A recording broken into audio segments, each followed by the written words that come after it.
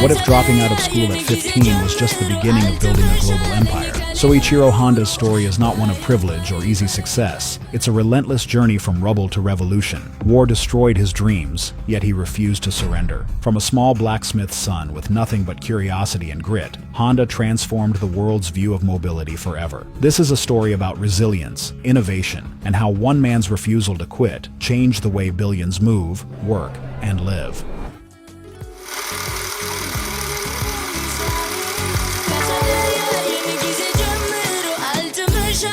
Humble beginnings.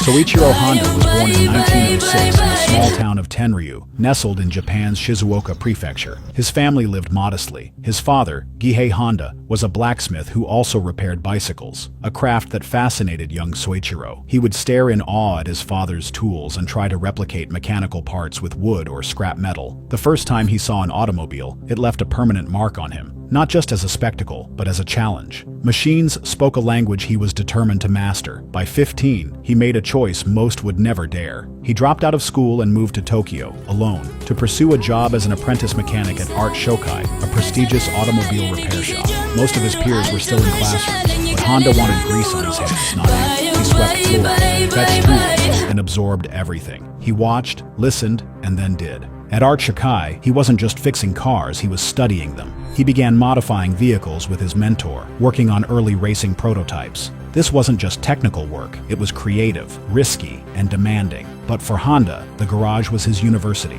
He had no diploma, but he was becoming fluent in engineering through raw experience. Racing became a serious pursuit. Honda wasn't just in the background, he was on the track, behind the wheel, tweaking performance with every trial. This period planted two seeds: a love for speed and a relentless commitment to practical innovation. He believed machines should be improved constantly, not just maintained. By the end of his 6-year apprenticeship, Honda wasn't just a mechanic, he was a problem solver, a creator, and a visionary in the making. He had no formal credentials, but he had what mattered more: grit, skill, and a drive to do things differently. Next came the chance to take all that energy and strike out on his own. Early ventures and small wins.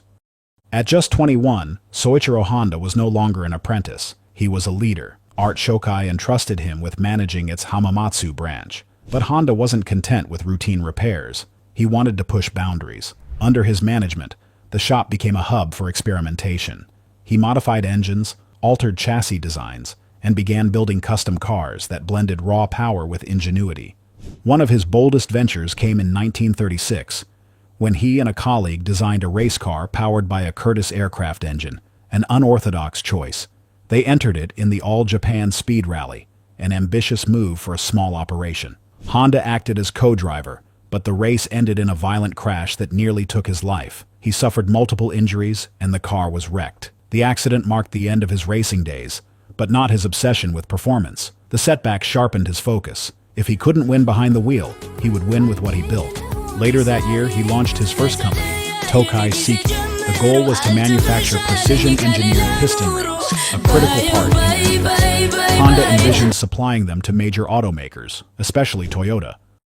But his initial products were rejected, too imprecise for industrial use.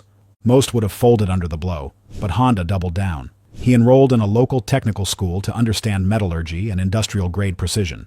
He wasn't interested in theory for its own sake. He wanted answers that would fix flaws in real-world production. After extensive testing and countless failed prototypes, he perfected the process. Eventually, Tokai Seiki earned a contract with Toyota, a breakthrough that gave the company financial breathing room and credibility.